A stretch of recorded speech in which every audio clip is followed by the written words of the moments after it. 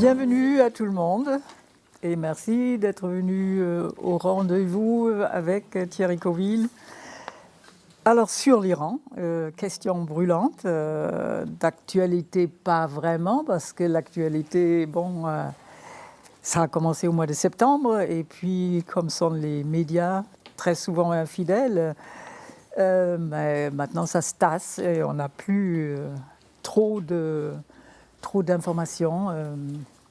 Mais bon, on suit, et des spécialistes comme notre invité Thierry Coville, lui, il est bien placé pour suivre cette actualité-là. Et je vous le présente très brièvement.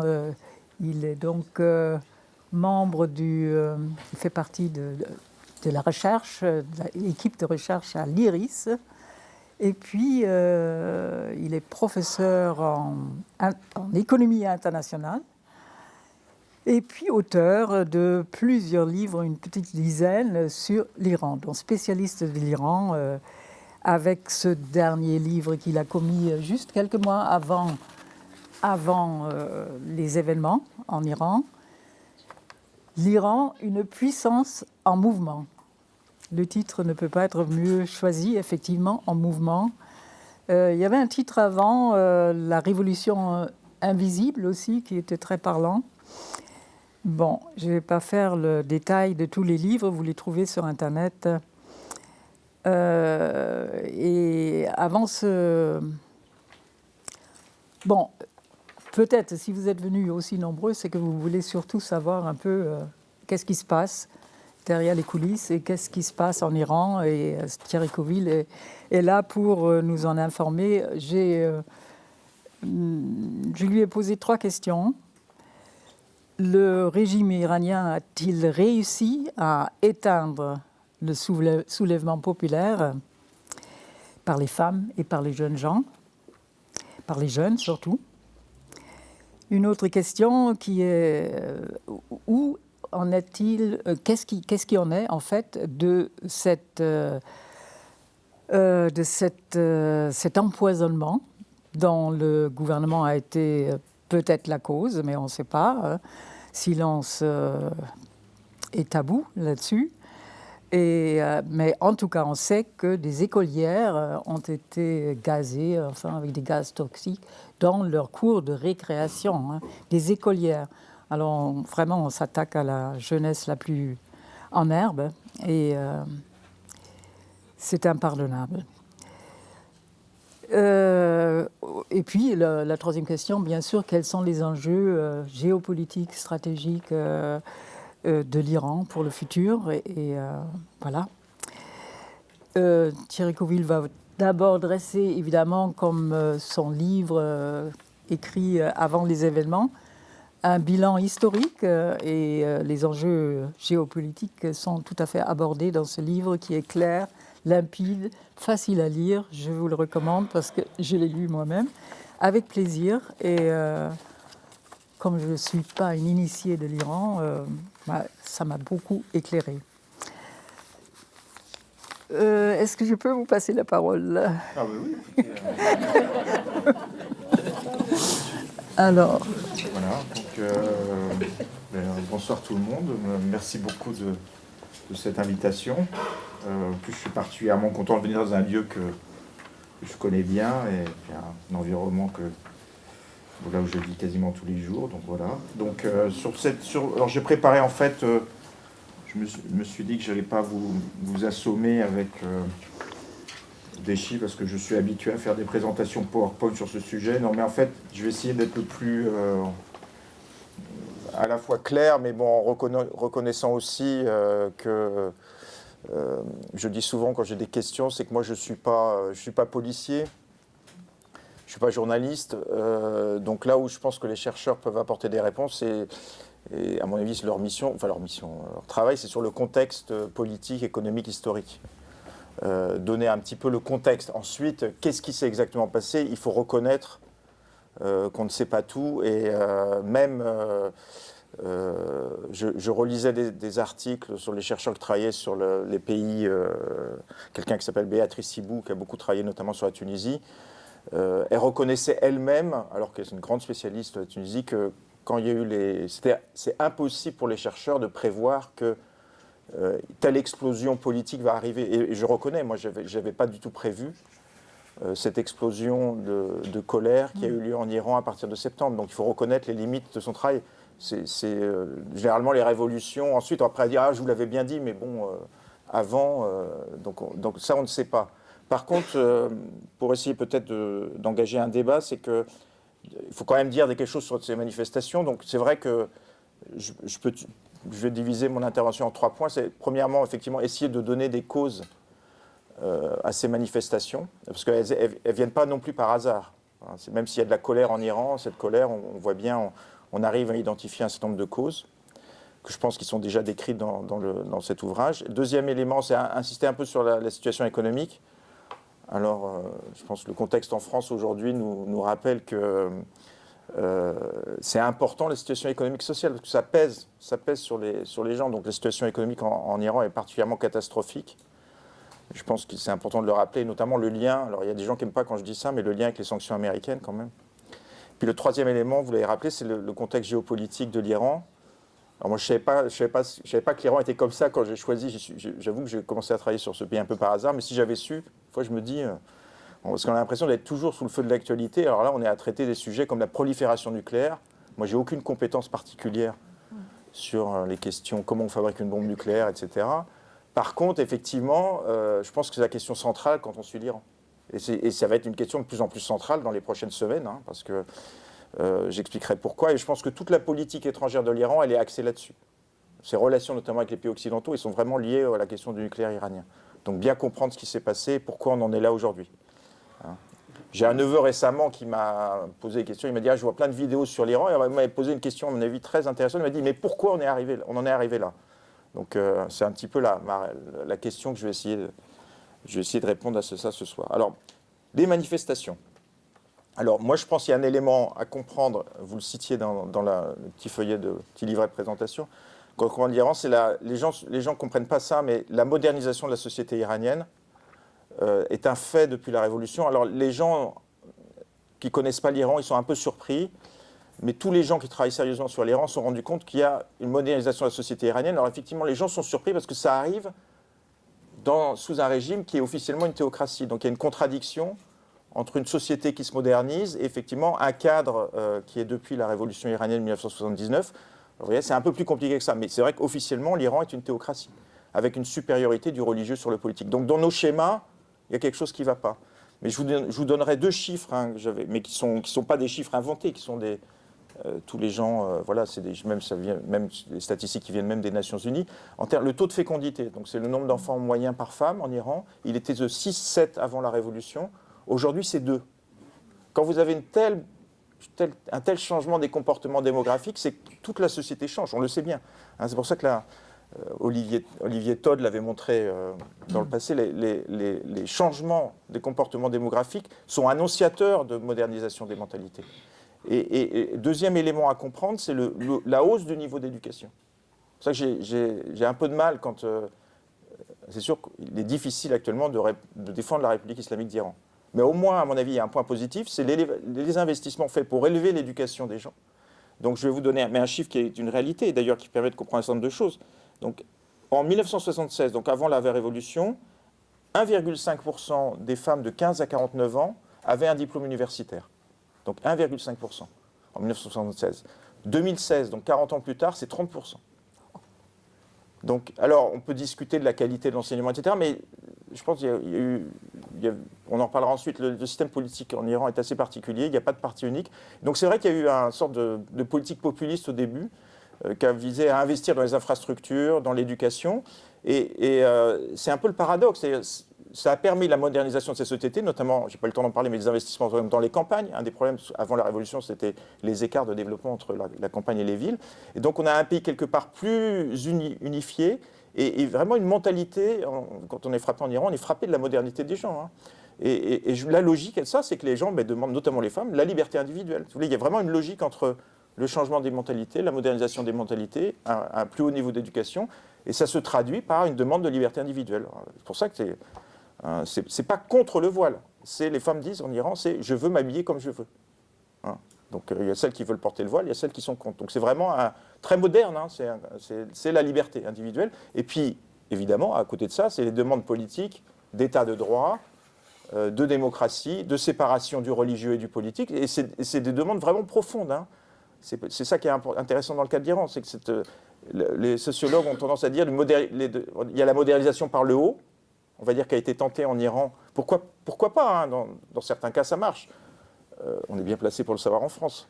La modernisation par le haut avant la Révolution, hein, avec Mohamed Reza Pahlavi, qui a conduit, pour un certain nombre de raisons, je n'ai pas le temps d'en parler ce soir, à une résistance de la société iranienne, ou une partie de la société iranienne. Ce qui est intéressant depuis la Révolution iranienne, c'est qu'on a une modernisation par le bas. Donc la demande de modernité, elle vient du bas. Et on voit manifestement, hein, ce sera mon deuxième point, c'est que le système politique a du mal à s'adapter à ça. Il n'a pas le logiciel pour comprendre et s'adapter à ces demandes, notamment de séparation du religieux et du politique, puisque un des actes fondateurs, l'Iran est une théocratie, on verra, c'est plus compliqué, mais disons, la clé de voûte du système politique iranien, c'est ce qu'on appelle le principe de Velayet Fari, et donc ça veut dire, c'est le poste de guide, si vous voulez, le guide suprême, vous voyez, Ali Khamenei, et en fait, il représente la supériorité du religieux sur le politique. Donc demander à ce système de séparer le religieux et le politique, c'est lui demander. Alors il y a certains qui disent on pourrait avoir un guide qui, comme les présidents dans certains pays, qui ne fait qu'aller aux réceptions, etc. Mais bon, compte tenu de la conception, notamment d'Ali Khamenei, de sa gouvernance politique, pour eux, c'est pas leur logiciel, si vous voulez. Donc je pense que c'est le premier point qui explique ces manifestations. On va voir pourquoi ça. La difficulté, c'est on a ça, c'est cette dynamique. Pourquoi ça a explosé en septembre 2022 ça, on verra, on en parlera plus tard. Deuxième élément, c'est le vide politique en Iran. C'est-à-dire dans le sens, alors, pour faire simple, ce qui caractérise le système politique iranien depuis la Révolution, c'est qu'il n'y a pas de parti unique par rapport à d'autres régimes autoritaires, hein, qu'on connaît, genre, je sais pas, URSS ou d'autres systèmes. Il n'y a pas un parti unique. Et il y avait différents courants en Iran qui chacun disait, c'est moi moi j'ai mon modèle, je suis le modèle, alors toujours islamique, hein, sous le couvert de Velayet Fari, donc officiellement il respectait le principe Velayet Fari, mais chacun avait une vision de ce qu'il proposait comme système politique, notamment politique étrangère, à la société iranienne. Et c'était des visions opposées.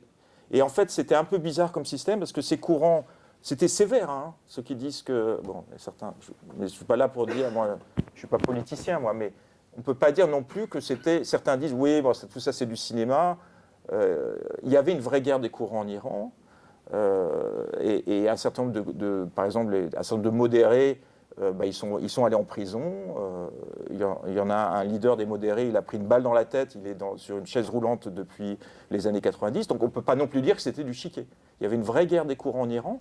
Et alors pour faire simple, et donc au sommet, si vous voulez, il y avait le guide, et puis qui organisait cette guerre des courants, si vous voulez. Donc c'était un peu la caractéristique du système politique iranien. Alors il y a un mouvement modéré qui s'est épanoui, qui a émergé à la fin des années 90, je ne sais pas si vous vous rappelez, pour certains, avec le président Mohammad Ratami. Et alors c'est vrai que lui, il disait, moi je veux l'état de droit, je veux la démocratie à l'intérieur, c'est pour ça que là on peut évidemment le critiquer, mais à l'intérieur du système politique iranien. Donc je défends la démocratie et l'état de droit à l'intérieur du système politique iranien, je vous l'ai dit, avec cette clé de voûte de Velayet Fari. Alors ça a été long, hein, mais on ne peut pas nier, parce que moi j'allais en Iran assez souvent à l'époque, l'espoir que ça a suscité par rapport à cette société moderne iranienne, si vous voulez. Alors, ils n'étaient pas contents du système. Moi, depuis que je vais en Iran, j'entends les gens critiquer le régime. Mais ils disaient, au moins avec cela, il y a un espoir, quoi. Quand ils nous parlent, on comprend. On veut effectivement la démocratie, l'état de droit, un espace public, etc. Ratami, il insistait beaucoup sur il disait Goftegu, alors on se moquait de lui quelque part en Iran, mais ça veut dire la discussion, la conversation. Il disait voilà.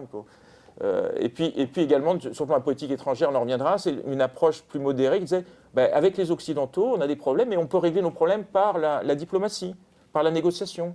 Il faut toujours arrêter de toujours croire qu'ils veulent changer le régime et toujours utiliser la force. Donc ces modérés, ils ont existé politiquement. Les Iraniens ont voté massivement pour eux, quand les situations étaient normales, ils ont voté massivement pour eux. C'est clair qu'il y a une déception par rapport à ça. C'est-à-dire il y a une perception en Iran que finalement, alors il y a des slogans qui sont sortis dans la rue, même déjà depuis quelque temps, en gros, pour les traduire, c'est conservateur modéré, pour nous, l'histoire est finie. Donc, la réponse est claire. Il y a une déception en Iran en disant, voilà, c'est modéré, ils ont raconté plein de choses, ils sont arrivés au pouvoir. Alors, effectivement, comme, je n'ai pas le temps d'en parler, mais la structure politique iranienne fait que les durs contrôlent notamment la justice, une partie de l'armée, et que le guide a lui-même une quasi-administration, le système iranien est un peu bloqué dans le sens où, quand quelqu'un a été élu, un président a été élu avec un beau programme pour ouvrir l'Iran, lui, il bloquait tout. Parce que le guide, depuis, je ne sais pas si vous vous rappelez, des manifestations en Iran qui ont eu lieu en 2009, où vous avez vu quand même 3 millions de personnes dans la rue à Téhéran, qui à l'époque ont protesté contre la réélection de Mahmoud Ahmadinejad. Et ils demandaient, c'était très démocratique, on n'a peut-être pas assez insisté là-dessus, mais c'est vraiment, pour une fois, une population dans la rue manifeste pacifiquement et demande la démocratie. Et le guide Ali Khamenei, d'après ce qu'on sait, c'est difficile de savoir ce qu'il pense, il pense que les modérés sont une menace vitale pour le système politique iranien parce qu'ils menacent le Valiet Farid, si vous voulez. Donc il a tout fait pour les saborder. Résultat, les gens ne croient plus en eux. Alors je ne dis pas qu'ils sont parfaits, mais les gens ne croient plus en eux. Et on arrive à une situation de vide politique. En plus, j'en parlerai, il y a 2018, c'est une date importante, mai 2018, donc Donald Trump sort de l'accord sur le nucléaire iranien et réinstaure les sanctions américaines contre l'Iran. Et donc là, on peut penser que la perception notamment d'Ali Khamenei, c'est que le pays va traverser une phase difficile. Il faut qu'on contrôle tous les pouvoirs. Donc alors les Iraniens, ils appellent ça l'ingénierie des élections, pour vous dire que ce n'est pas une démocratie parfaite. Donc il a fait l'ingénierie des élections pour gagner les élections législatives en 2020 et les élections présidentielles en 2021. Ce qui fait que, j'en arrive là, le contexte politique est assez spécial en Iran.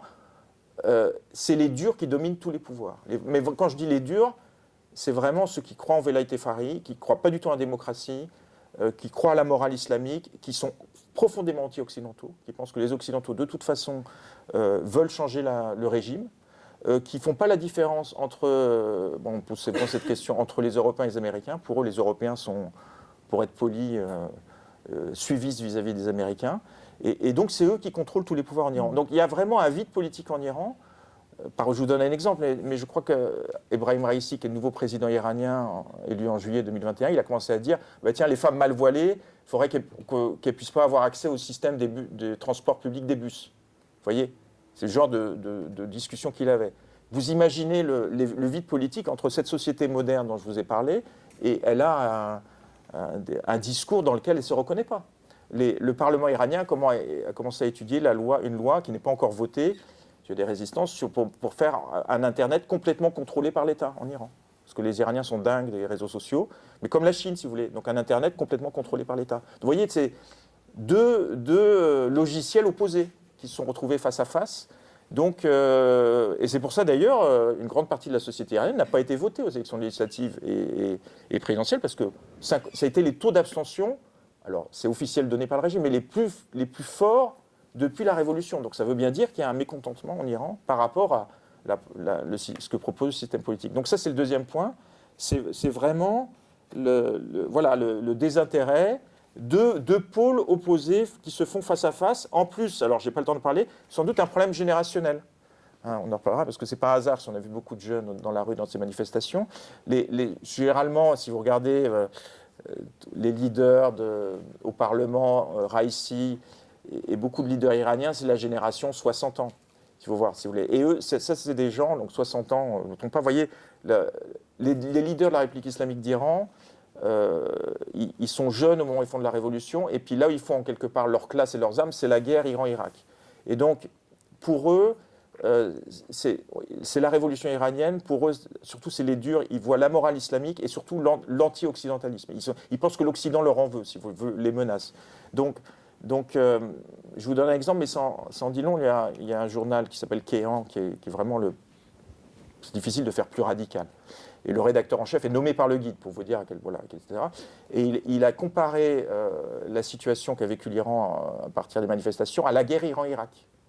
Il dit, de nouveau, on est attaqué, parce que le discours officiel du régime, c'est les Occidentaux qui organisent ces manifestations. Donc, vous voyez, mais pour eux, ça résonne, parce qu'on est attaqué, c'est les Occidentaux qui nous en veulent, il faut qu'on résiste. Et il y a même des gens qui sont chargés de faire les interrogatoires des services de sécurité qui a dit les jeunes qu'on a en face de nous, on ne les comprend pas. Donc il y avait vraiment en plus un problème générationnel avec des jeunes qui sont sur les réseaux sociaux, qui veulent vivre leur vie, comme ils ressemblent je pense, à beaucoup de jeunes partout dans le monde, et puis qui sont beaucoup plus radicaux, qui disent mais c'est quoi ce système quoi, si vous voulez, ils sont nés après la Révolution, nous on est sur les réseaux sociaux, ils veulent sortir, danser, s'amuser, etc. Ils ont un haut niveau d'éducation, donc il y a vraiment aussi sans doute un problème générationnel dont on parle beaucoup en Iran. Voilà. Donc, et puis le cocktail en plus est devenu explosif, je pense quand même avec la crise économique parce que bon, on est bien placé en France pour le savoir, mais l'Iran, depuis la sortie de Trump de l'accord, vit avec une inflation de 40% chaque année. Alors nous déjà, on n'est pas content quand c'est 7-8%. Donc imaginez qu'on vivait à 40% chaque année. Aujourd'hui, d'après le dernier chiffre, c'est plus de 50%. Donc l'Iran est ce que chez les économistes appellent l'hyperinflation, c'est que vous rentrez dans... Voilà. Donc ça veut dire quoi? Qu'une partie de la population iranienne plonge, est devenue se paupérise, comme on dit. Tous les chiffres montrent que, je ne sais pas, alors... Les calculs taux de pauvreté, c'est compliqué, mais d'après la Banque mondiale, on aurait à 30%, moins de $6 par jour, ce serait 30%, si ce n'est plus, de la population iranienne. Il y a un parlementaire iranien qui a dit 25% de la population iranienne vit dans des conditions de logement précaires. Donc on a une paupérisation de millions d'Iraniens. Et moi, ma perception, parce que... il y a eu, quand on suivait les manifestations, dans la rue, il y a les gens qui ont dit quand même, il y a des slogans contre la corruption, contre la pauvreté. Donc ça on ne peut pas dire que la situation économique...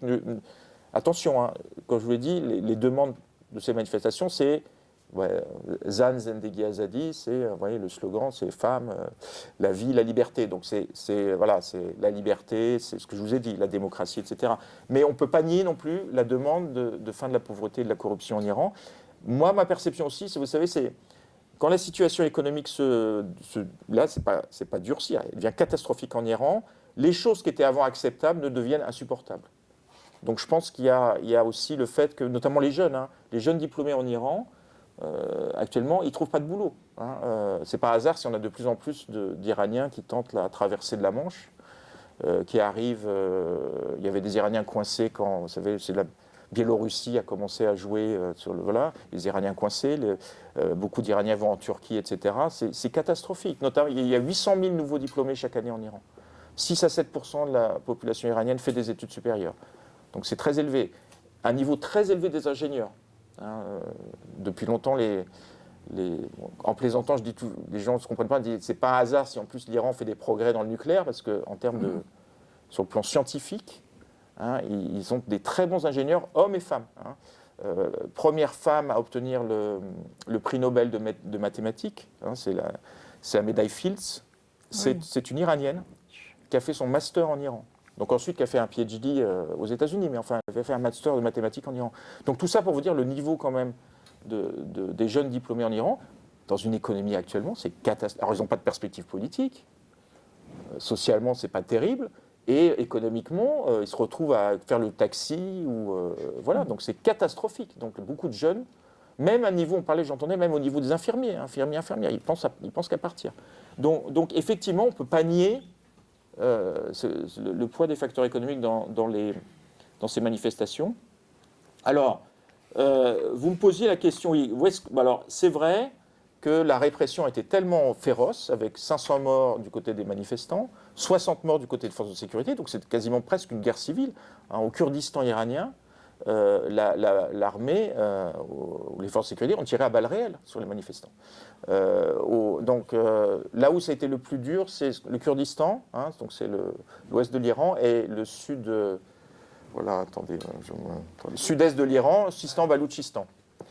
Ce qui n'est pas un hasard non plus, parce que l'Iran, contrairement aux clichés, un pays très divers, notamment sur le plan des ethnies, donc les Persans ne représentent à peu près que 40-50% de la population.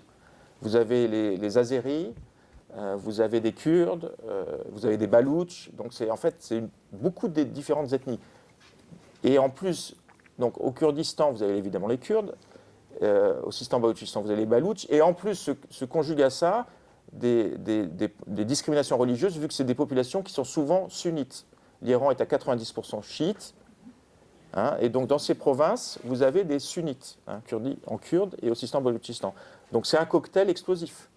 Donc, c'est pas hasard. Il y a eu une guerre civile juste après la révolution dans ces régions. Donc, c'est pas hasard si c'est là où les tensions étaient les plus fortes. Hein, et il y a eu au Sistan-Baloutchistan, il y a eu quasiment l'armée a tiré, hein, et au Kurdistan aussi. Donc la répression, les condamnations à mort, on en a beaucoup parlé avec raison. Hein, donc, je crois 4 condamnations à mort. La justice iranienne normalement est très lente. Là, les gens étaient ulcérés parce que 2 mois entre l'arrestation et la pendaison, c'était manifestement pour instrumentaliser la justice, pour faire peur aux manifestants. Donc c'est assez clair. Donc il ne faut pas s'étonner ensuite que, enfin voilà, les gens ont peur. On se dit, bon, même si il y avait le nouvel an iranien, donc on est en 1402, voilà, 1402 en Iran, l'année Farvardin, le mois iranien, donc, et même à l'occasion dès qu'il y a une occasion, les slogans ressortent. Donc mais les gens font attention. C'est plus si vous voulez, les affrontements qu'on a connus, parce que là, la répression est tellement forte. Donc quelque part, si vous voulez, le régime a fait peur, donc il a réussi à atténuer les manifestations, mais tous les facteurs dont je viens de vous parler, ils existent toujours. Donc la seule chose que peut dire le chercheur, c'est que voilà, un autre incident, toutes ces demandes, elles ne sont pas finies. Donc, et la grande critique, il faut saluer, si vous voulez, bon, je vous dis, le modéré n'existe plus politiquement en Iran.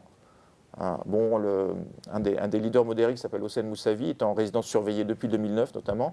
Il a quand même dit, bon, il faut qu'on change de constitution. C'est quand même assez courageux parce qu'il a dit, le système politique ne répond pas aux attentes, donc il faut changer la constitution de sa résidence surveillée. Par contre, il y a une presse modérée en Iran. Donc moi, je ne suis pas très d'accord quand on me dit, il y a de la censure en Iran, mais il y a un modéré qui maintenant, je crois, vit aux États-Unis, qui s'appelait Akbar Ganji, qui avait dit quelque chose à la fois juste et puis bon, assez drôle, parce que c'est bien de faire preuve un peu d'humour pour adoucir un petit peu de ce dont on parle. Il avait dit, le problème en Iran, c'est pas la liberté de parole, c'est la liberté après la parole. C'était très juste. C'était très juste parce qu'on a une presse modérée en Iran très courageuse, très très courageuse, qui prend des positions, qui n'a pas arrêté de critiquer. Et c'est quand même à saluer, notamment même dans la région, hein, même en Afrique du Nord. On a une presse modérée très courageuse. D'ailleurs, beaucoup de journalistes ont été arrêtés. Les journalistes, pour vous dire, hein, les journalistes qui ont même interrogé l'hôpital, vous savez, où Mahsa Amini, elle a été arrêtée par la police des mœurs, et ensuite elle a été tabassée, manifestement, et elle a été transférée dans un hôpital. Des journalistes sont allés à l'hôpital poser des questions. C'est à cause d'eux, en fait, qu'on a su que tout ce qui s'était passé. 2 ou 3 de ces journalistes sont en prison. Hein, donc on a pas mal de journalistes en prison. Et il continue à dire, il dit, voilà, vous avez des demandes politiques et sociales de ces manifestants, répondez de manière politique et sociale. C'est pas la répression n'est pas une solution, vous ne faites qu'empirer. Certains ont dit même, il n'y a pas besoin de... Vous dites que toujours que c'est les Occidentaux qui nous en veulent. Avec ce que vous êtes en train de faire, il n'y a pas besoin des Occidentaux pour détruire le système. C'est ce que dit la presse modérée. Donc c'est là où, effectivement, l'Iran semble dans une impasse, je pense, sur le plan politique, avec la description que je vous ai faite des courants qui sont au pouvoir. Je pense qu'ils ne comprennent pas. Ce n'est pas du tout leur ADN, démocratie. Il y a aussi, alors, si vous voulez, comme tous les dictateurs, c'est difficile de savoir ce que pense exactement Ali Khamenei, parce que pas beaucoup de gens ont accès à lui, mais on entend dire que lui, il pense que s'il ouvre un peu, tout va partir. Donc il y a toujours la peur chez les dictateurs. Moi, j'avais lu un article sur Saddam Hussein, il pensait pareil. Donc c'est pas non plus, voilà, ce que je vous dis, c'est pas un truc super d'expert. Généralement, les dictateurs, leur grande peur, c'est j'ouvre un peu et tout part. Donc ça, je pense qu'il y a cette peur-là, notamment sur le voile. Hein, ils ont fait semblant de naviguer, de dire on va supprimer la police des mœurs, etc. Parce qu'une des demandes, c'est pas que ça. Hein. Une demande, c'est, vous m'aviez dit vous avez dit une présentation, les femmes qui brûlent leur voile, mais vous voyez, ça dépasse ça. C'est pas que le voile. Hein. Mais bon, ils ont commencé à dire ça. Maintenant, ils ne le disent plus. Il faudrait changer la loi. Je crois qu'il n'y a même pas eu de loi d'ailleurs à ce sujet. Mais donc c'est un rapport de force. Ce qu'on entend dire, on voit de plus en plus de femmes en Iran qui ne portent pas le voile, c'est un rapport de force, en fait. peut-être le régime va se rendre compte qu'il ne peut pas contrôler tout le monde et que finalement, de facto, il va accepter de laisser les femmes sans voile. Mais si vous voulez, c'est dur pour eux parce qu'ils ont l'impression que le système est en train de partir. Hein, parce qu'ils croient vraiment à la mort. Vous savez, même moi, c'est peut-être parce qu'on est en France et nous, c'est vrai qu'on a fait aussi la Révolution. J'avais tendance à dire, franchement, il y a quelques années, je me disais, bon, ils ont fait la Révolution. Vous savez, les pays font la Révolution, puis ensuite, voilà, quelque part, ça se normalise. Et puis, voilà, on a connu ça en France. Hein. Ça se normalise, les anciens révolutionnaires deviennent un peu capitalistes, etc. Ils pensent à faire des affaires, et puis on passe à autre chose. Je pense qu'on sous-estime le poids de l'idéologie. Alors, c'est pas énorme, hein, mais ces gens dont je vous ai parlé, certains y croient. Alors, on peut leur dire qu'ils sont bêtes, qu'ils sont stupides, mais voilà, cette morale islamique, effectivement, l'anti-occidentalisme, l'opposition à Israël, il y a quelque chose il y a de l'idéologie. C'est pas une pure théocratie, moi j'essaye d'écrire ça, mais c'est plus un projet politique, si vous voulez, politique qui mêle, c'est ça qui est compliqué à l'Iran, ça mêle la religion et le pragmatisme. Donc ils y croient. Il y a une partie qui ont des intérêts économiques, parce que les durs en Iran ont des rentes, donc également c'est de l'enrichissement. Et alors un autre élément, justement, j'en arrive à ce que je vais dire, pourquoi ils ne veulent pas lâcher, ils ont appris du temps du Shah, ils pensent que si le Shah a perdu le pouvoir, c'est parce qu'il a sacrifié sa propre base. Pour ceux qui ont suivi, se rappellent, par exemple, il y a Oveda, qui était son Premier ministre des fidèles, il se retrouve en prison, etc. Et donc, chez les durs des durs en Iran, il y a notre base, parce qu'ils ont... Alors ça, il y a des gens qui n'aiment pas quand on dit ça, mais il y a une base qui les soutient pour des raisons idéologiques, des questions de génération, hein, des gens qui ont fait la guerre Iran-Irak, etc., qui sont très religieux, qui ont des raisons économiques de les soutenir. Donc il y a une base qui les soutient. Ils se disent, si on perd le soutien de cette base, on est fini. Donc beaucoup de choses qu'ils font, c'est dire à leur base, regardez, on vous soutient, etc. Donc si vous voulez, c'est pour ça que j'ai du mal à voir, je pense qu'ils ne comprennent pas. En tout cas, ils ne sont pas capables de répondre politiquement et socialement à ces manifestations. Là, il y a plusieurs hypothèses, un scénario. Ou bien, alors ce que je vous ai dit, l'Iran, c'est des courants. Ce n'est pas des partis politiques identifiés. Ou bien il y a des courants à l'intérieur des conservateurs, un peu plus pragmatiques, plus modérés, qui sont en train de leur dire « vous faites n'importe quoi ». Si vous continuez comme ça, on en reparlera ensuite, avec le soutien militaire avec la Russie, à vous isoler de cette façon. On n'a jamais été aussi isolé. Économiquement, c'est catastrophique. Il n'y a que de la répression. On va vers la catastrophe. Donc, changez votre logiciel. Donc, il y a des discussions, c'est à l'intérieur du camp des durs, là, il y a on va dire des durs plus modérés, plus pragmatiques. Il peut également, et on en reparlera pour le nucléaire, évidemment la situation économique s'améliore, si on en reparlera, tout est lié quand même aux négociations sur le nucléaire iranien. Si les Américains lèvent leurs sanctions, la situation économique pourrait s'améliorer en Iran. Alors moi je l'avais écrit dans mon livre, je ne savais pas ce qui allait se passer, mais c'est vrai que moi je pense que, c'est là où je ne suis pas d'accord avec certains qui disent ouais, il faut isoler l'Iran, il ne faut plus négocier sur le nucléaire. Il faudra qu'on m'explique dans le monde, dans l'histoire, quand est-ce qu'une situation économique catastrophique conduit à une belle démocratie, hein, avec le moins de casse possible. Donc c'est pour ça que moi, ma perception, et je peux me tromper, hein, moi je pense qu'une situation économique plus apaisée, ça donnerait notamment, dans ce qui s'est passé récemment, tout le monde n'était pas dans la rue en Iran. Hein. Il y avait effectivement plutôt des jeunes et des femmes dans la rue, plutôt des gens éduqués. Cette classe moyenne dont je vous ai parlé, là, si vous voulez, elle n'en pense pas moins, hein. Mais pour des raisons notamment économiques, parce qu'ils risquaient de se faire tuer, ils ont la responsabilité de la famille, etc., ils n'ont pas bougé, ils ne sont pas sortis de chez eux. D'ailleurs, il y a des gens qui leur reprochent ça en Iran. Mais disons, il y a aussi un élément en Iran, c'est facile hein, à Paris de dire... attention, je critique pas, mais j'essaye de vous dire ce que je sais ce qu'ils pensent. En Iran, vous leur dites, oui, voilà, on va faire tomber le régime, et puis ensuite on aura une belle démocratie et un état de droit. Les gens, ils regardent ce qui se passe dans la région. Vous voyez, ils se disent, oui, bah, évidemment, ils veulent la démocratie, évidemment.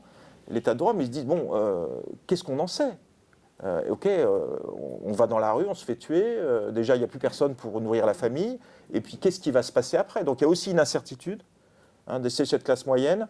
Je ne dis pas qu'elle ne veut pas la démocratie, mais sur l'après, quoi. L'après si ça vous intéresse certains, il y a un très bon article un Anglais qui a vécu en Iran qui s'appelle Christopher de Beleg, qui a écrit un très bon article dans The Guardian, qui disait que justement c'était ça le problème. Donc tout ça pour vous dire que cette classe moyenne, moi je pense qu'elle bougera si la situation économique s'améliore.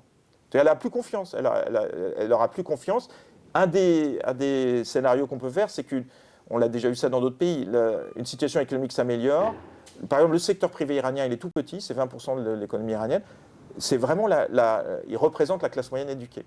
Donc l'Iran, par rapport à d'autres pays de la région, a des vrais entrepreneurs, des vrais entrepreneurs, contrairement à beaucoup de pays de la région ou d'Afrique du Nord où c'est plutôt clientéliste, des vrais entrepreneurs, notamment des femmes. Et je pense que s'ils avaient plus de pouvoir économique, je pense que ça changerait le rapport de force politique. On l'a vu dans d'autres pays. Donc pour répondre à votre question, voilà, il y a une situation à la fois de blocage politique en Iran, mais à mon avis, on va voir ce qui va se passer à l'intérieur du camp des conservateurs, également si la situation économique va s'améliorer en Iran. Alors économiquement, je passerai rapidement, parce que j'en ai déjà beaucoup parlé, mais je veux rappeler un certain nombre de choses, c'est qu'il faut bien comprendre ce qui s'est passé. Donc l'Iran signe ce fameux accord sur le nucléaire en 2015.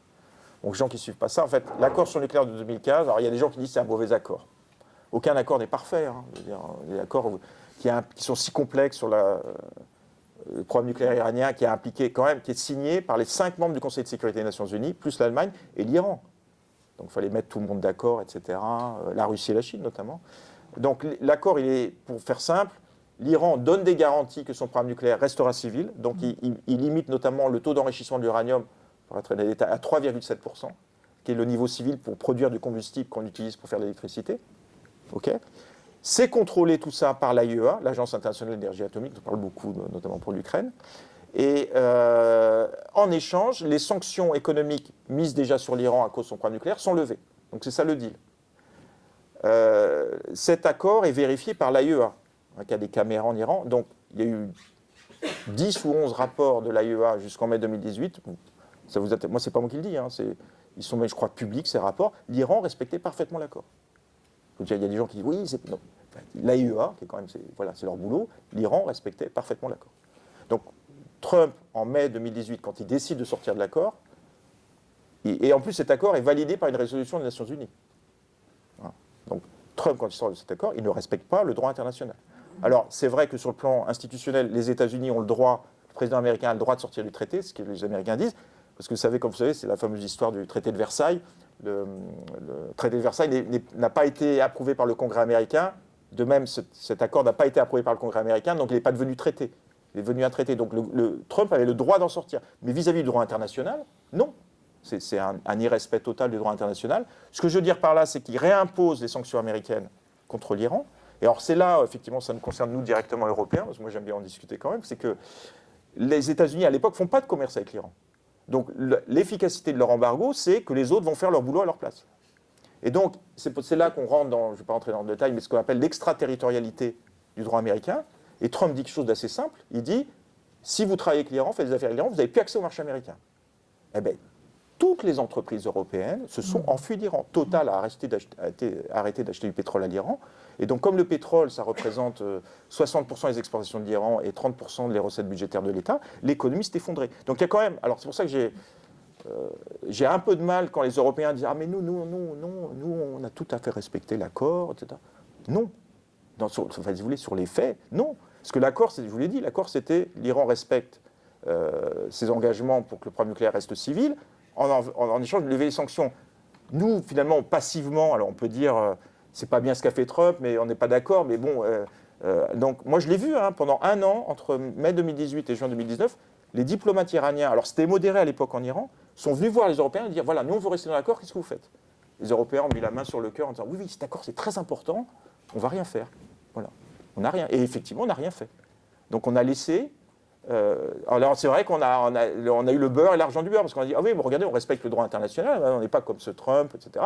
Mais dans les faits, alors attention, moi je suis prêt à reconnaître, là c'était engagé, c'est toujours compliqué pour les Européens politiquement de dire les États-Unis se sont trompés, de s'opposer aux Américains. On sait qu'avec Trump, forcément, ça aurait conduit, il a menacé plusieurs fois à sans doute un conflit commercial en augmentant les taxes. Donc, je ne dis pas que, voilà, c'est le problème des experts. Là, on est là dans notre petit avec nos chiffres et nos données, et puis le diplomate ou l'homme politique français veut dire vous êtes bien gentil, mais enfin moi je me retrouve avec Trump qui va me dire, il l'a menacé une fois, d'augmenter les taxes sur les exportations de voitures allemandes aux États-Unis. Les Allemands, si vous leur dites ça, voilà. Donc je comprends ça. Donc on a protégé les intérêts de nos entreprises, on ne voulait pas de conflit commercial avec les États-Unis, mais de l'autre côté, si vous voulez, c'est un peu compliqué d'entendre ça. Et de notre côté, il y en a. Combien de fois j'ai entendu des déclarations, il ne faut pas que l'Iran ait la bombe nucléaire. D'accord. Si c'était si important que ça, pourquoi on ne s'est pas un peu plus battu pour défendre le droit international? Donc là, je pense qu'il y a une énorme contradiction. Alors les Européens n'aiment pas trop qu'on en parle, mais ça nous met mal à l'aise. Moi, je pense que ça nous met mal à l'aise, parce qu'on ne peut pas dire que c'est Trump qui n'a pas respecté le droit international et que nous, on est clean dans cette affaire.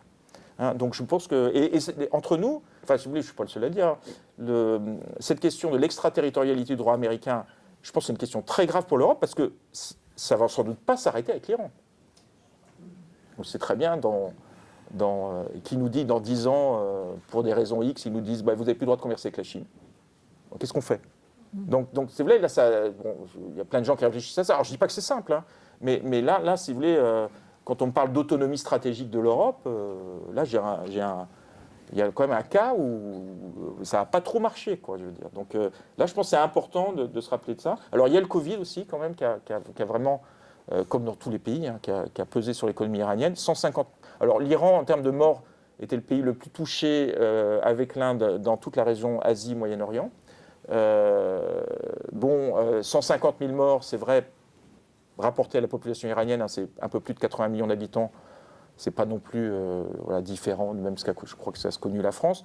Mais si vous voulez, l'Iran était quand même particulièrement touché parce que, alors de nouveau, souvent excusez, c'est une parenthèse, mais c'est intéressant. Moi, je n'ai pas du tout préparé à l'Iran, mais souvent quand on travaille sur l'Iran, on va dans les débats, on va dire, mais oui, vous, de toute façon, vous défendez l'Iran. Donc en fait, je me suis rendu compte, on peut réfléchir à ça, qu'en fait, c'est une manière de délégitimer ce que vous dites. Voyez, donc c'est pour ça que je prépare à l'avance.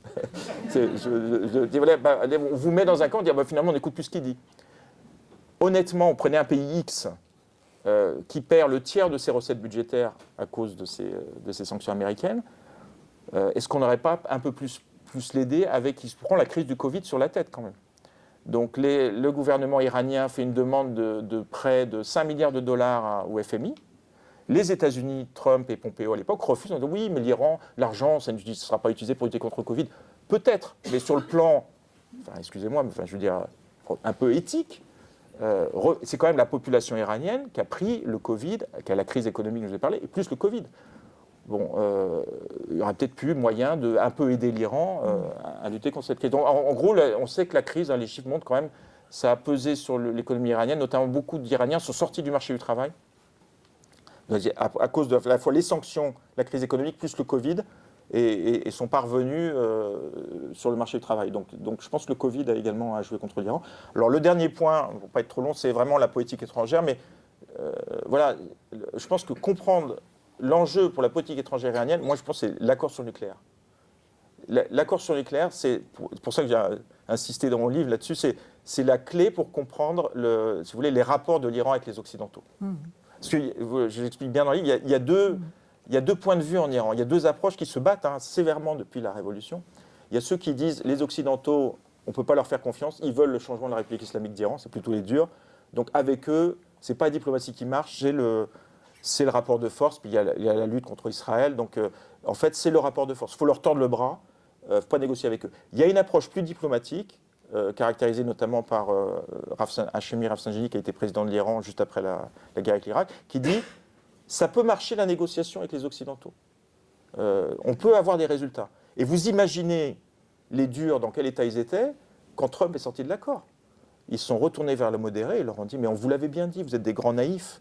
Ils ont dit vous êtes des traîtres même. Certains, les modérés sont fait accuser de traîtrise en disant il y a un accord secret dans cet accord sur le nucléaire où vous, en gros, vous faites des garanties, on ne sait pas tout, etc. Vous avez vendu l'Iran, donc vous voyez bien, ça ne marche pas. La diplomatie, le respect de l'état de droit, ça ne marche pas. Donc tout ça pour vous dire que, bon, on se comprend, mais il faut se rendre compte de l'impact quand on sort. C'est pour ça qu'il faut faire attention avec le droit international. J'ai un peu de mal, moi je suis là pour discuter, quand nous, on met la main sur le cœur, on dit oui, bon, d'un côté actuellement, on entend ça beaucoup, il y a les pays qui respectent le droit international, puis en face, il y a les voyous qui respectent rien, etc. Regardons un petit peu, nous, ce qu'on a fait. Donc, dans cette affaire-là, je viens de vous le dire, je ne pense pas qu'on ait respecté le droit international. Donc, tout ça pour dire, le dossier du nucléaire iranien, il est capital. Et donc, la grande question de la politique étrangère iranienne, justement, pourquoi s'étonner que l'Iran se soit joint à la Russie et à la Chine ? Il y a une logique. Attention, expliquer n'est pas justifié. Mai 2018, Trump sort de l'accord. C'est les durs qui commencent à gouverner l'Iran à partir de juin 2018.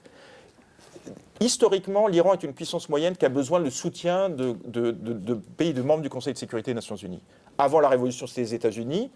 Pour l'anti-américanisme de l'Iran après la Révolution, ils voient leurs alliés naturels, la Russie et la Chine.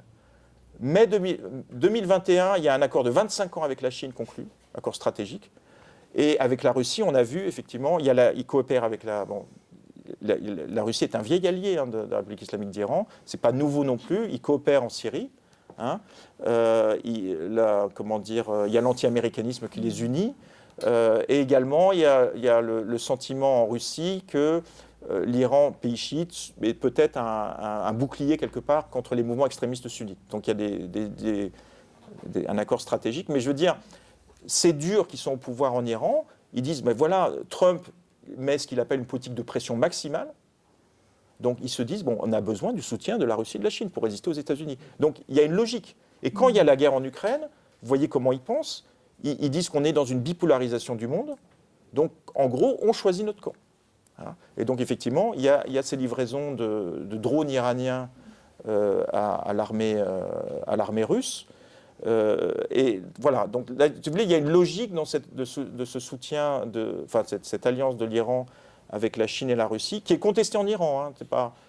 Il y a des discussions, il y a des gens qui disent, notamment chez le camp des conservateurs, qui disent les Russes nous ont entraînés dans quelque chose qu'on ne voulait pas, qui est notamment la guerre en Ukraine, donc il y a une petite discussion en Iran, mais il y a quand même une logique chez les durs dans cette alliance. Et tout ça pour revenir à l'accord sur le nucléaire. Mais, si vous voulez, Biden est réélu donc fin 2020, et dans son programme, il dit c'était une énorme erreur, là on pense qu'il avait raison, de sortir de l'accord, Trump a fait n'importe quoi, moi je veux revenir dans l'accord. Mais ce n'est pas simple, parce que depuis juin 2019, l'Iran, face à cette impuissance des Européens et à la politique de pression maximale des Américains, ils se sont dit, bon, ok, vous voulez c'est comme ça, vous nous mettez une politique de pression maximale, on sort tous les 2 mois de l'accord. Donc tous les 2 mois, ils prennent des mesures pour sortir de l'accord. Résultat, aujourd'hui, je vous ai dit, l'accord garantissait un taux d'enrichissement à 3,7%. Aujourd'hui, il y a eu des traces à 84%, sachant que 90%, c'est la limite militaire. Donc effectivement, la peur est maximale actuellement, c'est-à-dire que... Et en plus, ils ont une maîtrise des centrifugeux, je vous passe les détails, donc on pense qu'ils maîtrisent de mieux en mieux toute l'expertise technique pour fabriquer une bombe. Donc les diplomaties occidentales ne savent pas trop où est-ce qu'ils sont en train de vouloir gagner du temps pour fabriquer la bombe atomique, ou bien est-ce qu'ils font ça pour nous mettre la pression pour que les États-Unis reviennent dans l'accord. Personne ne sait vraiment. En tout cas, j'arrêterai là, si vous voulez, comme réalistiquement, je pense que ce serait quand même mieux pour tout le monde que les États-Unis renégocient vraiment pour revenir dans l'accord qu'ils n'auraient jamais dû quitter, et quelque part, on calme un peu le jeu de ce côté-là. Parce que, alors, je vous dis, là, je voulais relever là, c'est qu'effectivement, du côté des Européens et des Américains, depuis qu'il y a ces manifestations en Iran, on peut le comprendre, ils ont dit, bon, pour nous, c'est plus notre priorité, cette négociation sur l'accord, etc. Donc, je crois comment il s'appelle, Anthony Blinken l'a redit récemment, oui, on se concentre sur autre chose, etc. D'accord, mais enfin, le programme nucléaire iranien, il avance, donc il serait peut-être bien de développer une négociation. Il y a un autre élément qui est la guerre en Ukraine, effectivement, dans le calcul occidental, le soutien militaire de l'Iran à la Russie change le calcul en disant, voilà, quelque part, l'Iran aurait franchi une ligne rouge, donc on arrête de négocier sur le nucléaire. Je comprends, si vous voulez, cette... comment dire, le fait que l'Iran ait jugé négativement, que l'image de l'Iran est catastrophique après la répression. Mais moi, ce que je dis, c'est, premièrement, c'est quoi le plan B ? Il n'y en a pas. Les gens qui vous disent qu'il faut arrêter de négocier sur le nucléaire, il n'y a plus d'accord. Plus de sanctions contre l'Iran. Je vous ai parlé des durs en Iran. Est-ce que c'est ça qui va les faire arrêter leur course ? Parce que l'Iran a signé le TNP, un traité de non-prolifération. dans les années 60. Donc il y a certains en Iran qui ne sont pas majoritaires qui ont dit qu'il faut sortir du TNP. Ils regardent ce qui se passe dans le monde. Ils voient la Corée du Nord, ils voient que l'Ukraine a donné, vous savez, ce fameux accord, son armement nucléaire à la Russie, qui fait que pour eux, pour les durs en Iran, c'est ça qui explique l'attaque de la Russie en Ukraine. Donc ils voient ça. Donc je ne crois pas que des sanctions vont leur faire changer d'avis. Alors l'autre option, effectivement, moi j'arrêterai là, mais c'est vrai qu'Israël, surtout avec un gouvernement le plus à droite, je crois, que j'ai jamais lu en Israël, a clairement, explicitement dit, nous, on peut comprendre, parce que les durs en Iran évoquent régulièrement la disparition, ils n'appellent jamais Israël, disent le régime sioniste. Donc ils disent, pour nous, c'est une question vitale, on ne laissera jamais Iran avoir la bombe atomique, mais on va attaquer, donc détruire les installations nucléaires iraniennes. Et donc il y a plein d'allées, d'après ce qu'on sait, plein d'allées et venues entre l'armée américaine et l'armée israélienne. Je crois qu'il y a eu des manœuvres communes récemment pour préparer des plans d'attaque. Mais alors là, enfin moi en tant que... Voilà, je ne sais pas ce qui va se passer, je n'ai pas de boule de cristal, mais là, l'Iran a répondu, c'est pour ça qu'ils ont cette présence dans la région, vous attaquez l'Iran, on met le feu dans toute la région. Donc c'est pour ça que j'en reviens, je ne suis pas le seul à lire, j'en reviens à cette question des négociations sur... Je ne dis pas que c'est bien de... Vous voyez, ce n'est pas une question d'être bien ou pas bien, mais est-ce que réalistiquement, on a une autre option que pousser à la négociation pour que les États-Unis reviennent dans cet accord donc, et ça, c'est la clé. Je pense que on ne peut pas penser que... Alors, il y a ce fameux accord entre l'Iran et l'Arabie saoudite. Je pense que c'est bien, parce que les deux pays avaient rompu leurs relations diplomatiques depuis 10 ans, plus de 10 ans. C'est bien que ces relations reprennent. Je pense que c'est un signal que l'Iran envoie, notamment aux Américains, en disant, voilà, regardez, on peut négocier, on peut obtenir des résultats dans la négociation. Ils ont récemment reçu le directeur de Mario Grossi de l'AIEA qui est venu en Iran, ils ont accepté, je crois, sur certaines négociations, un retour des caméras. Donc, moi, limite, j'espère aussi, mais je pense que la porte des négociations n'est pas fermée. Et donc, voilà, on aura la réponse dans les prochaines semaines, les prochains mois, sur, effectivement, est-ce que ces négociations reprennent ? Parce qu'autrement, comme je vous l'ai dit, les autres options, les gens vous disent « Ah oui, mais on a un plan B ». Moi, j'aimerais bien le voir, le plan B, mais les autres options me semblent un petit peu incertaines et pourraient avoir de lourdes conséquences. Voilà, écoutez, j'espère que je n'ai pas été trop long. Juste, vous avez une explication pour l'omerta là, sur les gaz toxiques? Oui, non, mais j'avais noté, mais comme, voilà, le problème avec l'Iran, moi, vous voyez, je suis économiste de formation, le problème avec l'Iran, c'est que je faisais la liste de toutes les questions que j'ai pour les journalistes, c'est sur tous les sujets, etc. Donc, en ce qui concerne effectivement l'empoisonnement des écolières notamment, qui a commencé depuis... Je répète, moi je ne suis pas policier, je ne suis pas journaliste, donc je travaille, je vais vous dire mes sources, j'écoute la BBC persan tous les jours, quand c'est important, j'ai quelque chose à faire, je lis la presse iranienne, etc. Mais je ne sais pas tout. Mais ce que je peux dire, c'est que ces vagues d'empoisonnement ou d'intoxication, elles ont commencé depuis septembre. Bon, et ce que je vous dis, c'est, je répète en fait ce que disent les journaux modérés dont je vous ai parlé, même des journaux conservateurs le disent. C'est pas possible, compte tenu de comment, sur le plan sécuritaire, comment l'Iran est organisé, que surtout la multitude des cas, parce que c'est pas arrivé que dans un seul endroit, donc plein de cas, c'est pas possible que ça ait été fait, si vous voulez, alors c'est ça la difficulté du système politique iranien. Par des groupes, on va dire, eux ils disent, alors ils appellent des extrémistes proches du pouvoir. C'est ce que disent des journaux conservateurs iraniens eux-mêmes. Dans ce que je vous dis, je répète ce qu'ils disent. C'est pas possible que forcément c'est des gens proches de vous.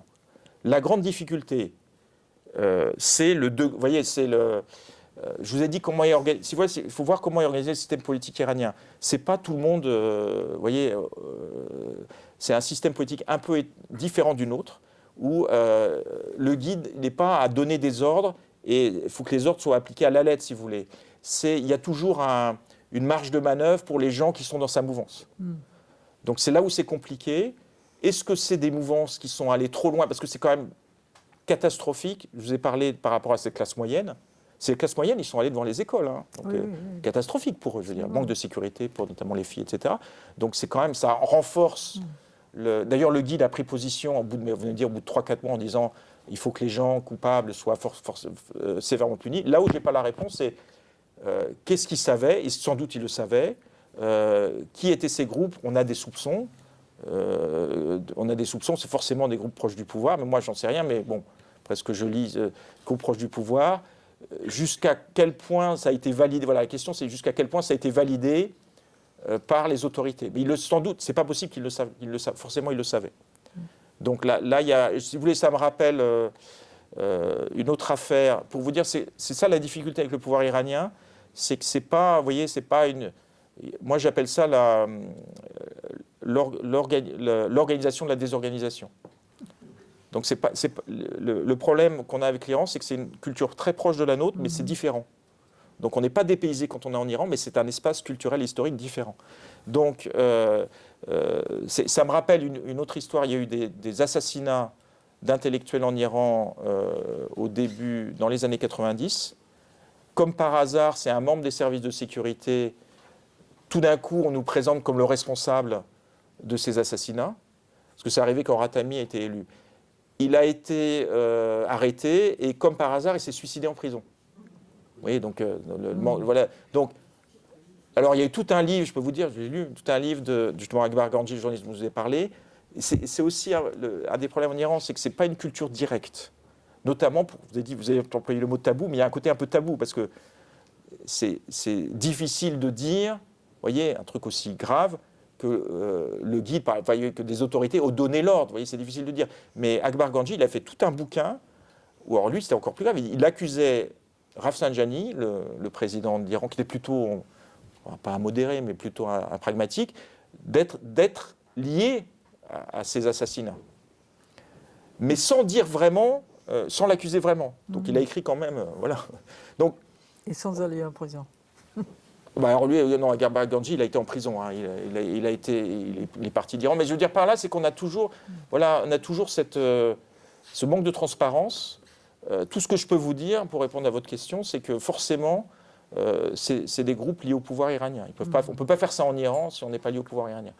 Quel est le degré de... Vous voyez, le problème que j'ai, c'est le degré d'approbation. Voilà. On a 30 minutes pour vos questions, monsieur. En allant en Iran, on remarque que la jeunesse est très hostile à la religion. Et ils se réfèrent tous au passé achéménide. Ils disent notre véritable religion, c'est la religion achéménide, Ahura Mazda, enfin tout ça. Voilà. Voilà. Mais il faut savoir que la religion chiite, le clergé chiite, ils étaient 300 000 au début de la Révolution, maintenant ils sont peut-être 400, 500 000, ils ont une extraordinaire puissance, contrairement aux autres États musulmans, parce qu'ils sont chiites, donc voilà, donc c'est complètement... Donc ça c'est la base. Depuis déjà les Anglais, les Russes au XIXe siècle, c'était toujours la puissance, c'était le clergé qui s'opposait aux étrangers. Voilà, ils s'appuient sur quoi? Sur le bazar, qui n'est pas très... une réalité archaïque, sur les gardiens de la Révolution. Ces gardiens de la Révolution qui ont fait la guerre en Irak, au Liban, en Syrie. Voilà, maintenant, bon, ils n'ont plus de guerre, mais ils ont tout acheté en Iran. Vous allez au Hilton de Téhéran, ça a été racheté par les gardiens de la Révolution. Donc, ils possèdent tout. Et donc, toutes les entreprises ont été rachetées par l'Iran, par les gardiens de la Révolution. Et ces gardiens de la Révolution, qu'est-ce qu'ils exigent? Que les gens soient religieux, qu'ils fassent leurs 3 prières, 5 prières dans l'islam sunnite, 3 prières dans l'islam chiite. Bon, donc voilà. Donc c'est ça, le bazar. Et c'est alors ils s'opposent complètement à la religion. Ils s'opposent complètement aux jeunes. Mais maintenant, alors, bien évidemment, ça pourrait faire une confrontation. Mais maintenant, les religieux, les gardiens de la Révolution, ils ont passé un pacte avec les Russes. Donc ils envoient, comme vous dites, des drones, mais maintenant ils n'envoient pas simplement des drones, ils envoient de l'armement par la mer Caspienne aussi, en traversant avec des cargos. Voilà. Et maintenant ils ont pris l'alliance avec les Chinois. Et un contrat de 400 milliards de dollars, donc 400 milliards de dollars avec des Chinois qui sont à l'intérieur. Donc aujourd'hui, les Américains ou même les Israéliens ne peuvent pas attaquer l'Iran sans qu'il y ait une guerre avec les Chinois. Et les Chinois ont organisé le traité de paix entre l'Iran et l'Arabie Saoudite. Voilà. Vous faites il y a une Israël conférence, qui est bien là, évidemment, en il y a parallèle. Israël qui est le plus mal. Pourquoi il y a ces extrémistes religieux qui vont arriver? Parce qu'on arrive à l'échéance. On arrive pour les juifs religieux à l'Armageddon. L'Armageddon, il faut voir. Vous avez l'Armageddon chez les chiites iraniens, et vous avez Si vous voulez, on peut vous avez des religions qui sont en Iran. Mais on peut en discuter après. Mais si vous avez, effectivement, si vous avez une question. En Iran, vous avez le retour de l'imam caché, et en Israël, vous avez le Messie. Donc tout ça, ce sont des approches très messianiques chez les extrémistes des deux camps. Vous faites une conférence, et c'était quoi la question? Voilà. La question, c'est que je voudrais savoir comment vous voyez l'avenir. Justement, non, à la limite, honnêtement, j'en sais rien. J'essaie de comprendre le présent, mais voilà. Alain. Moi, j'ai une question par rapport au devenir de ce mouvement, dans la mesure où il n'y a pas de soutien vraiment occidental, ni au niveau des États, ni au niveau de comme on dit, la société civile, c'est-à-dire que la gauche, même les féministes, tout ça, ne se bouscule pas beaucoup pour soutenir le mouvement. Est-ce que vous pensez que finalement, une dictature peut continuer quand même à se maintenir s'il n'y a pas de soutien extérieur, quoi, disons? Oui, alors, si vous voulez, bon... alors, je ne suis pas trop d'accord sur le... Je pense qu'il n'y a jamais autant de répercussions, parce que je suis quand même malheureux. C'est pas nouveau, les protestations en Iran, et je crois que c'est la première fois qu'il y a eu autant de répercussions, notamment sur les réseaux sociaux. Donc, je pense qu'il y a eu quand même... Ah oui, je ne dis pas que... C'est vrai que diplomatiquement, mais il y a eu quand même ça a dépassé les frontières de l'Iran. Il y a eu quand même des prises de position, notamment des artistes, etc. Donc par rapport à ce mouvement-là. Mais pour répondre à votre question, je pense que de toute façon, tous ceux qui connaissent l'Iran savent que le changement viendra de l'intérieur. Le changement viendra de l'intérieur en Iran. Donc parce que cette société... Non mais, je ne dis pas que c'est simple, mais si vous voulez... là, vous me posez, savoir ce qui va se passer en Iran avec ce mouvement, il faut déjà comprendre bien ce qui se passe. Je pense que une des clés pour la réponse, c'est ce que j'ai essayé de dire ce soir, c'est l'amélioration. Moi, je pense, une transition. Certains me disent que c'est la transition qui n'arrive jamais, quoi, mais celle qu'on rêve. Une transition qu'on a vue dans notre pays, ça passerait par l'économie. Moi, dans mon raisonnement, une ouverture économique de l'Iran, l'accueil d'investissements étrangers donnerait plus de poids à cette classe moyenne éduquée, parce que, comme m'a dit monsieur, il a raison, les gens sous-estiment à quel point le clergé chiite iranien a construit un système politique économique comme un État dans l'État. Alors, je ne crois pas qu'il ne domine pas toute l'économie iranienne, mais il possède au moins les pasdaran et les fondations proches du système politique. Ils contrôlent 20% de l'économie iranienne. Ils ont une armée, les pasdaran, qui est fidèle idéologiquement. Donc, ils ont une base sociale. Donc, ils pensent qu'ils sont solides. Ils sont à la fois fragiles, parce qu'ils ont une grande partie de la population contre eux, mais ils ont une base sociale, politique et militaire. Donc, pour répondre à votre question, moi, je voyais un passage par l'économie, si vous voulez. Une autre interrogation qu'on a, c'est la diaspora iranienne n'a jamais été aussi unie, parce que ça fait longtemps. Ils essayent, il y a des tentatives, je ne sais pas si vous avez suivi, il y a un certain nombre de leaders, dont le fils du Shah, de créer une sorte de plateforme d'opposition. Je pense qu'une des clés, alors je n'ai pas la réponse, c'est, je dis, cette immense classe moyenne iranienne qui n'a pas bougé, qui n'en pense pas moins, mais qui n'a pas bougé, elle veut savoir qu'est-ce qui va se passer après. Et donc, tant qu'elle n'aura pas... Parce qu'ils sont pragmatiques, les gens. Hein. Ils voient tout ce qui s'est passé dans la région. Allez leur dire qu'il faut qu'ils sortent dans la rue, qu'ils fassent la guerre civile. Ils voient la Syrie, ils voient l'Irak, ils voient la Libye. Ils ont même fait eux-mêmes la révolution. Ils ne pensaient pas qu'ils auraient une république islamique. Donc, ils se disent, c'est bien gentil de nous dire de sortir dans la rue et tout ça. Je pense tant que cette incertitude ne sera pas levée, je vois mal, pour répondre à votre question, cette classe moyenne bouger. Si vous voulez, c'est la question. Donc, par contre, c'est vrai qu'on peut avoir des choses dangereuses en Iran. Si la situation économique se devient encore plus catastrophique, par exemple, les ouvriers dans la crise récente, ils n'ont pas bougé. Hein.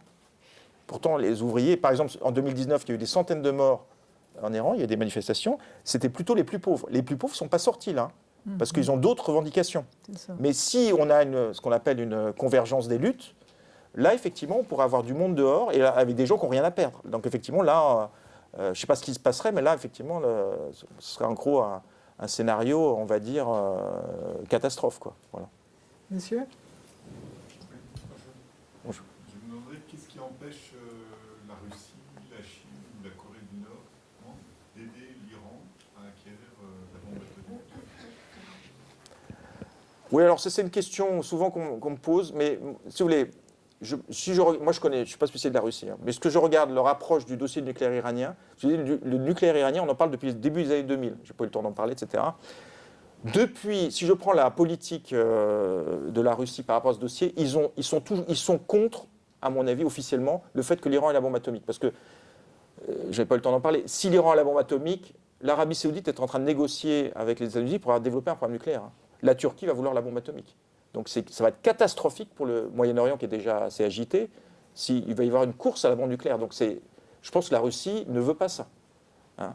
Et ils ont toujours dit, on veut régler ce problème par la négociation. Donc aux dernières nouvelles, et la Chine c'est pareil. La Russie et la Chine, dans les années 2000, ont voté des sanctions des Nations Unies contre l'Iran, demandant à l'époque que l'Iran arrête l'enrichissement de son uranium.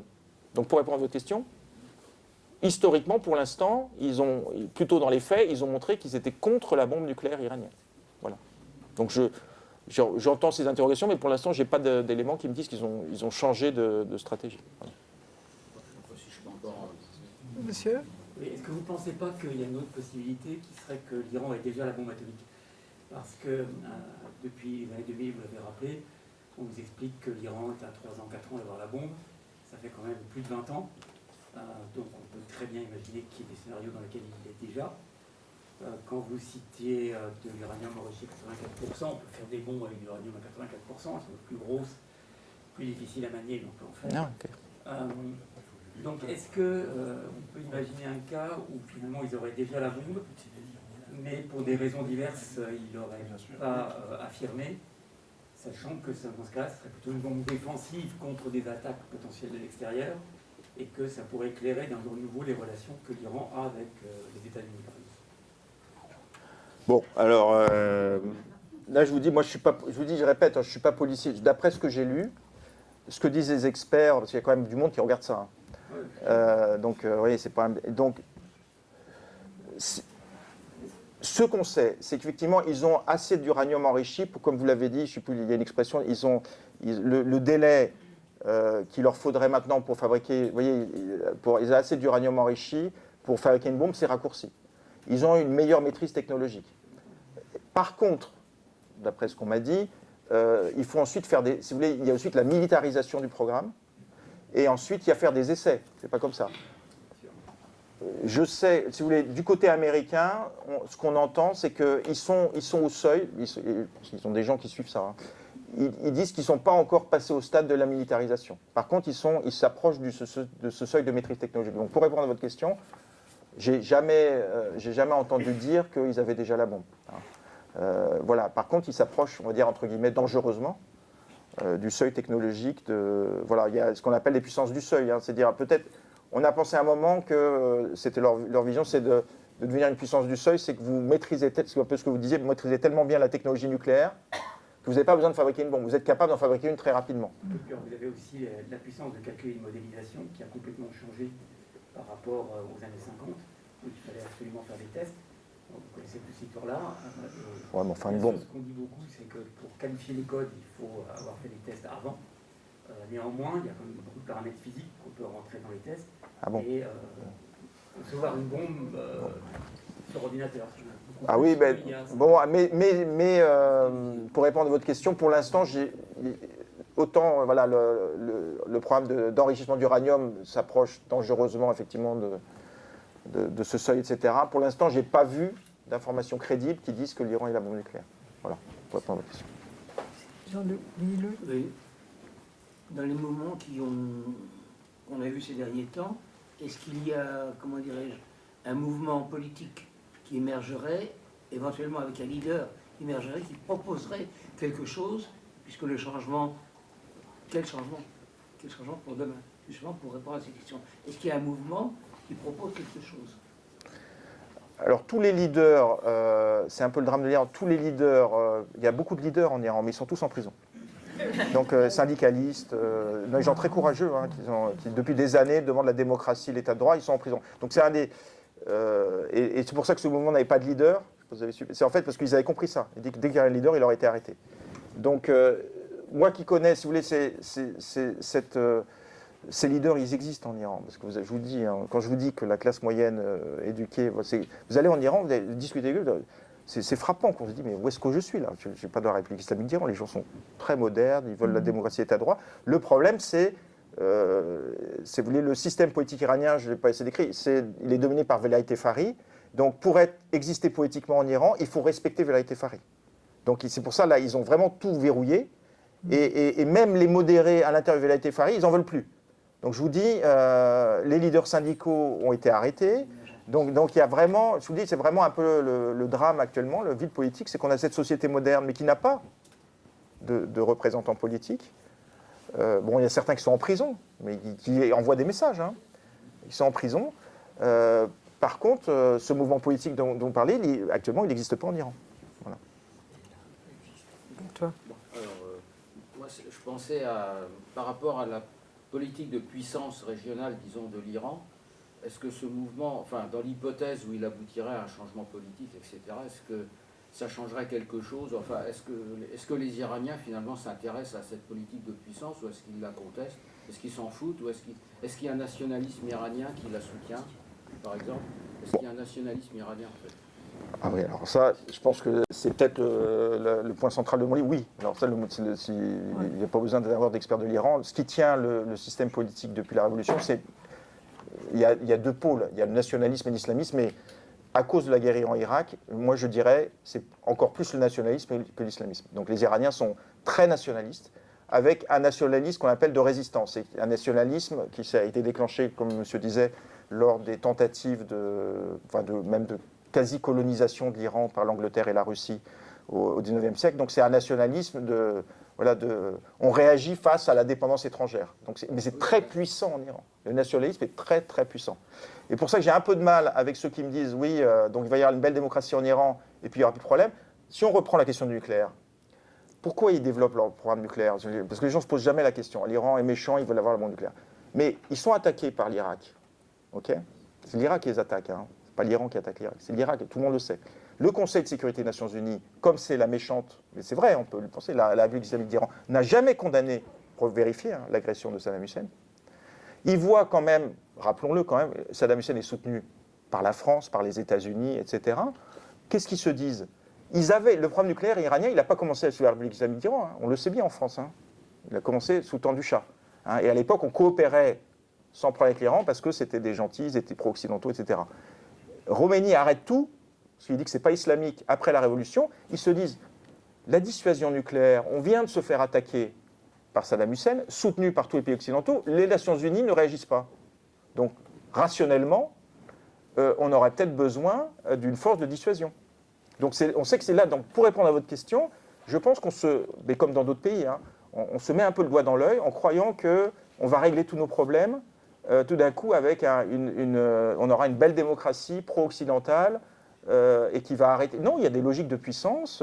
Ils estiment qu'ils ont. Alors, d'un autre côté, il y a beaucoup de mécontentement en Iran en disant, souvent on entend des slogans en Iran, arrêtez de dépenser l'argent au Liban ou en Palestine, pensez d'abord à nous. Ça, c'est vrai qu'il y a un mécontentement profond en Iran. Mais d'un autre côté, l'Iran, entre guillemets, c'est une des réussites de la politique étrangère iranienne, sans dépenser beaucoup d'argent par rapport à l'Arabie saoudite.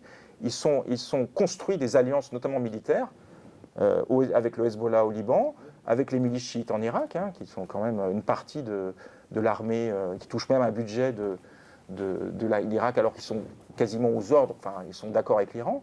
Vous avez la Syrie, vous avez des milices chiites, vous avez les Houthis, etc. Donc, oui, il y a un mécontentement par rapport à cet argent qui est dépensé en Iran, mais je pense qu'il faut faire attention. Je pense qu'il y a aussi ils estiment stratégiquement que, si vous voulez, s'il y a une guerre conventionnelle avec les Américains, ils ont bien compris qu'ils ne font pas le poids sur le plan aérien.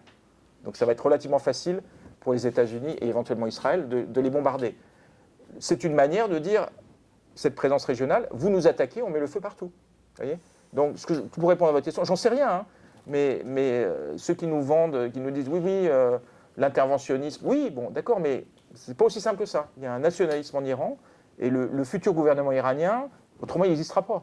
Il sera forcément nationaliste, il aura des intérêts, donc il faut arrêter de croire tout d'un coup il sera forcément pro-occidental. Ah oui, non, je pensais pas. Non, mais non, mais on entend ça, que tout d'un coup, tout va être réglé par... C'est en effet une très vieille nation. Attendez, il y a une 4500 question ans, là, Achéménide, monsieur. Oui, des gens pardon. très intelligents et cultivés. Vous avez évoqué brièvement la diaspora d'un point de vue politique, mais qu'est-ce qu'elle pèse en termes économiques de retour et qui permet de supporter aussi des sanctions? Est-ce que ça a vraiment un poids? Si vous voulez, on n'a pas... L'Iran est fermé, il y a le contrôle d'échange en Iran. L'Iran n'est pas ouvert au mouvement de capitaux, donc c'est quand même assez difficile. Il y a les sanctions. Demandez aux Iraniens, même les étudiants iraniens, on leur a fermé leur compte bancaire, etc. Ils faisaient leurs études en France, donc les sanctions sont bien appliquées de ce point de vue-là. Donc c'est quand même assez compliqué pour envoyer de l'argent en Iran. Vous savez, il y a le système Hawala, je ne sais pas si vous connaissez. Donc c'est un système, comment dire, non officiel. Ça passe par la confiance. Vous avez, donc vous trouvez quelqu'un de confiance et puis qui a un contact en Iran. Donc ils arrivent à transférer de l'argent comme ça, vis-à-vis des familles, etc. Mais d'après ce qu'on sait, alors ça peut jouer parce que un des éléments qui permet aux Iraniens, comme dans d'autres pays, de résister à la crise économique, c'est la solidarité familiale. Donc, mais je n'ai pas d'informations, mais on sait que ce n'est pas déclaré. Mais est-ce qu'il y a des familles qui arrivent à transférer de l'argent en Iran? Sans doute. Mais c'est d'abord, à mon avis, pour répondre à votre question, c'est d'abord la solidarité familiale, heureusement d'ailleurs en Iran, parce que comme vous savez, bon, même si la société, c'est un peu le paradoxe de l'Iran, la société se modernise, bon, la famille en Iran, ça veut dire quelque chose, donc il y a quelqu'un de la famille qui a des problèmes, on le loge, vous voyez, donc pour répondre à votre question, je pense que ça doit jouer, mais c'est sans doute la solidarité familiale à l'intérieur de l'Iran qui permet aux Iraniens de résister. La diaspora Attendez, est maintenant, attendez, elle est gens qui veulent intervenir. maintenant à San Francisco Donc maintenant ça va. et à Los Angeles. Il y a Vous 2 êtes pas millions tout seul. d'Iraniens, Les 2 gens millions qui ont fait un d'Américains bouquin, très on riches, vous invitera. voilà, et qui ne sont pas forcément solidaires avec les Iraniens d'Iran. Voilà, c'est une autre société. Voilà. Voilà. Alors, on est Voilà, quand même monsieur. sur un sujet, les femmes en Iran, hein, parce que c'est elles qui ont lancé cette révolte. Où sont les femmes qui posent des questions sur les femmes? Justement, Non. à ce sujet-là, Ah bon? est-ce que toutes les fonctions Ah non. sont accessibles aux femmes? Non, il y a parmi les problèmes qu'on a en Iran, c'est qu'il y a eu une étude de la Banque mondiale. En termes de taux d'éducation, l'Iran est au niveau de l'OCDE, notamment taux d'éducation des femmes.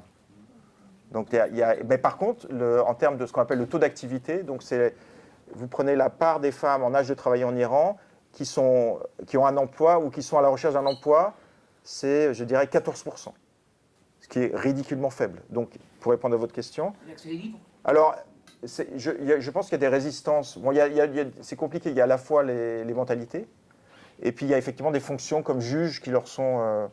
beaucoup parlé de Shirin Ebadi qui ne pouvait plus exercer la fonction de juge, etc. Donc il y a des fonctions qui leur sont refusées, mais d'après ce que j'entends, c'est plus à la fois des discriminations, vous voyez, c'est plutôt les mentalités. Notamment, l'Iran est en transition entre une société patriarcale et une société, voilà, en pleine... Donc il y a une transition, donc ça veut dire que quand on dit transition, il y a donc effectivement du côté du secteur public, il peut y avoir des résistances, etc.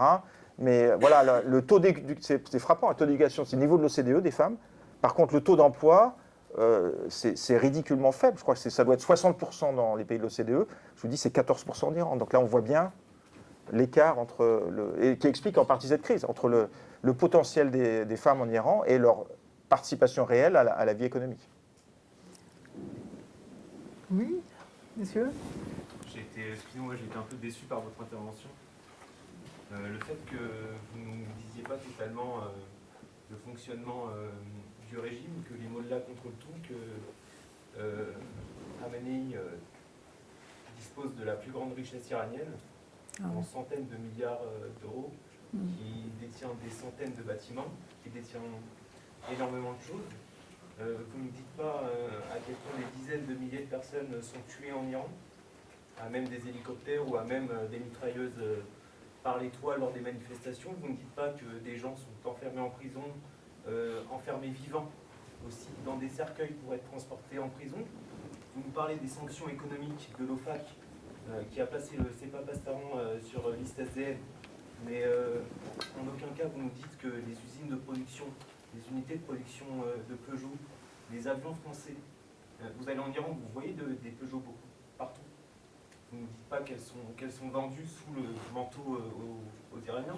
Vous ne nous dites pas que les Qatariens aujourd'hui, qui étaient anciennement détenus par l'émir du Bahreïn, qui appartenaient à l'Iran, vous ne nous dites pas que nos ayatollahs, nos chers ayatollahs, vendent leur pétrole sous le manteau aussi aux Qatariens, qui aujourd'hui sont aussi sur le dossier iranien. Vous ne nous parlez pas du Hezbollah qui a été créé par l'Iran. C'est important tout ça. Vous ne nous parlez pas du Hezbollah qui a été créé par l'Iran, implanté au Liban. Quel est le rôle du Hezbollah aujourd'hui sur le monde musulman, l'impact que ça peut avoir sur le monde musulman? Moi, j'aurais aimé avoir, vous qui êtes chercheur, que vous souligniez tous ces propos et que vous les mettiez en avant. Ça aurait été beaucoup plus intéressant, je pense. Écoutez, C'est son point de vue. c'est votre avis. Bon, voilà. Je pense que je ne peux pas répondre à toutes ces critiques. Bon, on peut en discuter après, mais moi, je ne prétends pas détenir la vérité, mais j'essaie d'être honnête dans mon travail et on peut le critiquer. Il n'y a aucun problème, mais bon, on peut avoir différents points de vue sur cette situation, je pense. Voilà. Moi, j'ai une question, une dernière. Elle est un peu personnelle, mais bon, ça intéresse peut-être tout le monde. Le fait, pourquoi vous avez choisi l'Iran comme sujet d'étude? Vous êtes spécialiste depuis 20 ans, donc il y a 20 ans, qu'est-ce qui a déclenché cette envie? Non, mais c'est le hasard. Donc c'est personnel, mais j'avais aucun. Je pense que je plaisantais à moitié. Si j'avais su, je l'ai déjà dit, hein, des gens de ça, si j'avais dit dans quoi je mettais les pieds, je me demande à la réflexion, j'aurais préféré un pays plus tranquille, genre Suisse ou. Non, mais je veux dire, c'est vrai que l'Iran se retrouve on le voit bien ce soir. Encore, c'est plutôt calme par rapport à ça génère des passions, etc. Donc forcément pour et contre. C'est vrai que moi j'ai vécu 3 ans en Iran. Hein, j'ai eu la chance. C'est vraiment un coup de chance. Hein. Je pense qu'à l'époque je ne réalisais pas la chance que j'avais. Donc j'ai eu la chance d'être allocataire de recherche à l'Institut français de recherche en Iran, qui vient d'être fermé malheureusement par les autorités iraniennes. Et donc j'ai vécu 3 ans en Iran, de 1991 à 1994. J'ai commencé ma thèse sur l'Iran.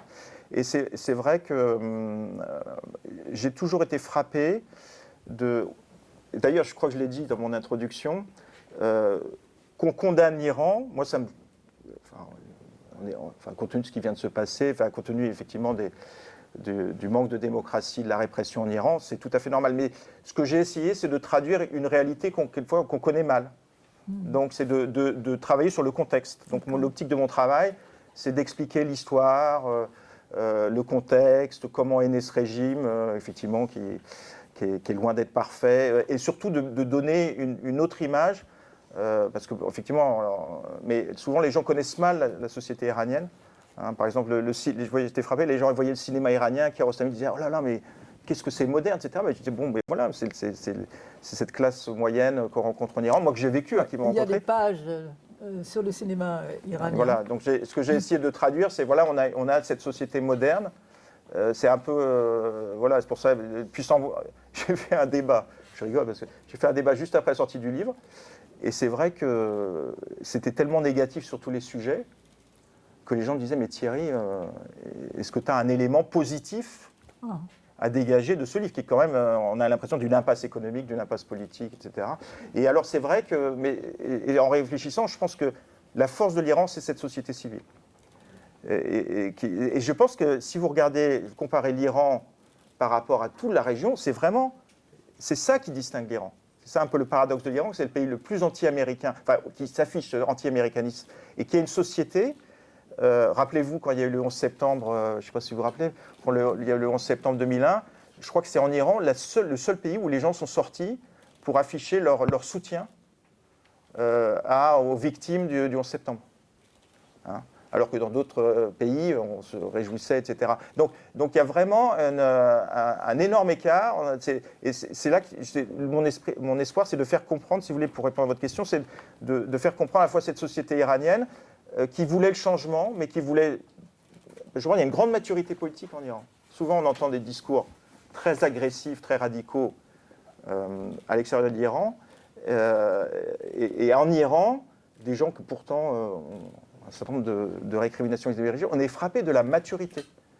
Ils évaluent les rapports de force. Moi, j'entends ça tout souvent. Les religieux sont là. Qu'est-ce qu'on peut faire?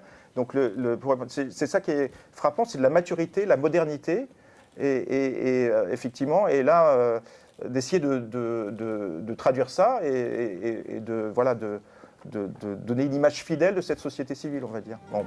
Merci. Bravo.